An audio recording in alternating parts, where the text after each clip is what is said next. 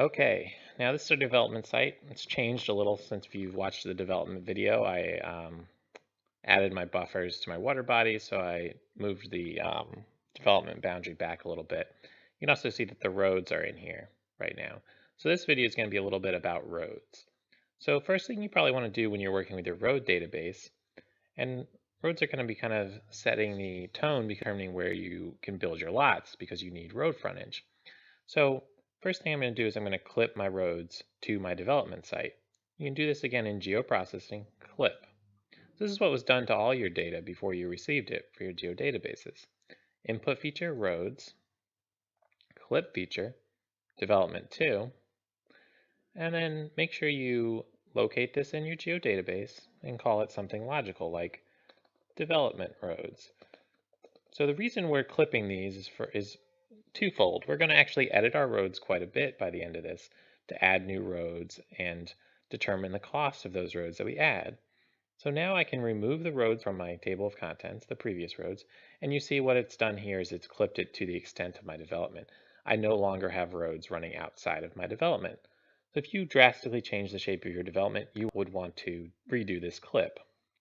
So I want to build a couple roads over here off my development.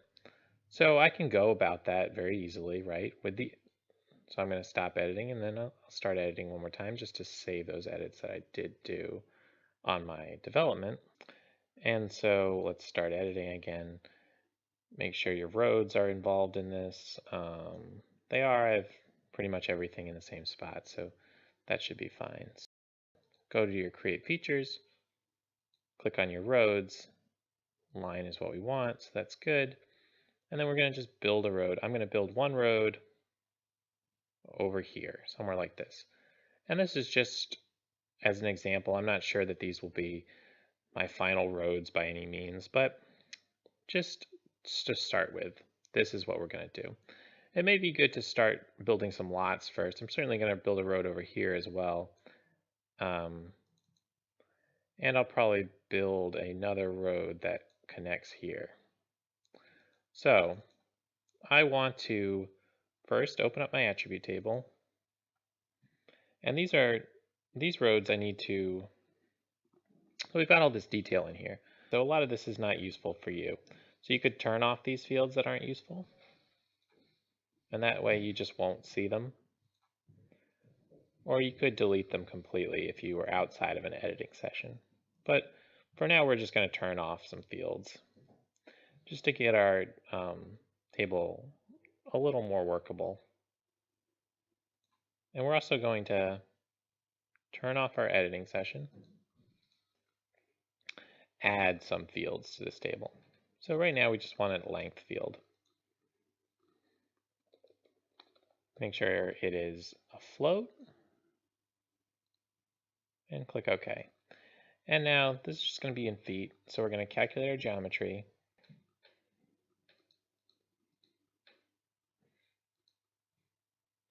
And then the next field we're going to add is actually a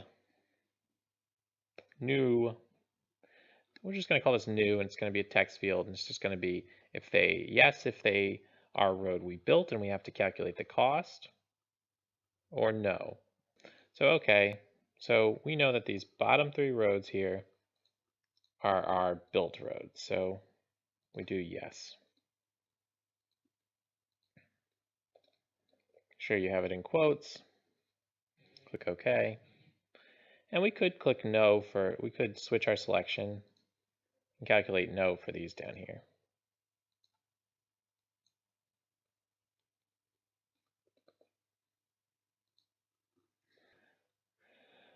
About 1,500 feet of road, 2,000 feet, and another 1,300 feet of road. So quite a bit of road at quite a cost. So we need to calculate the cost of these. So we're going to add a field called cost. And let's do float again. So we should all know that our cost is calculated depending on the soil type. So you could easily go through, let's add back our lines and our moderate restrictions. So shrink down this table. and then add back our lines. So you can do that by just doing a nice 0.4 here in our outline width. So you see, for the most part, these run through one or two soils. So we could click on this soil. Remember to turn your selections back on for your moderate restrictions. So I could click here, open up my moderate restriction table, and see, turn it to this so it only shows me. So this is a DU is my MuSim here. But this doesn't tell me my texture at 60 centimeters. That's on my table that I created for project 1. So the real question here is, how do you connect these two? How do you tie them? So this can be done very simply. So the first step you should do is save your Excel project 1 table as a CSV. So I've actually done that, and we can switch to down here. So you can see I have soiltable.csv. So you would just navigate to that in your catalog, navigate to your CSV. You can try this with an Excel table, but I won't guarantee you might have more issues because of the additional formatting that's involved with Excel tables. But a CSV will almost always work. So you just drag and drop your CSV into your map, and that will pop up here. And you'll see that this is the folder it's in, this is your CSV. It won't show up in your table of contents drawing order because it's not map data, it's not georeferenced in any way. So it doesn't have a representation on your map. What you can do with it is you can tie it to your soil data. So we want to tie it to our moderate soils. So you right click your moderate soils restrictions, go join, drop down and you want to join it by MuSim, and it should pop up with map unit. If you don't have a column called map unit, you should set it to be exactly like this, and that should include all of your soil map units in it. So we're going to validate our join. And you see you have some errors here, but I've got 178 of my 183 records have a match. That's pretty good. So what, 5 records don't have matches. So that might be similar to what you're going to get. You might have 100% matches, which is great. And now if we open up our moderate soil table, clear our selection, you see now we have a bunch of additional data fields. So over here you start to get your inclusions. So I didn't get all of my stuff in here, but what I did get is my texture at 60 centimeters, and this is what I care about. So you can again turn off a bunch of your other fields. So this would have been useful for selections as well, huh? But so I actually probably want to turn that one back on. That was hydrological group, so that could be useful for determining your BMPs. And we can go over how to do that. So now you have this. So one thing is these joins are kind of wonky to work with, and they're not saved in your table until you export this data to a new data set. So we did that for our soil interpretation maps. So what we want to do first is texture at 60 centimeters. We have gravelly, loamy sand. Where does gravelly, loamy sand fall in our table of roadways cost? So per 100 feet, $10,000 per 100 feet. So we have this, and we know it essentially runs entirely through, it does have this little area, so we could see what that is as well. So open up our table, same texture, gravelly, loamy sand. So pretty good place to build a road. This is our new road here, so let's go back to that table. Development road, calculate our cost, field calculator, yes, length divided by 100, in parentheses there, times 10,000.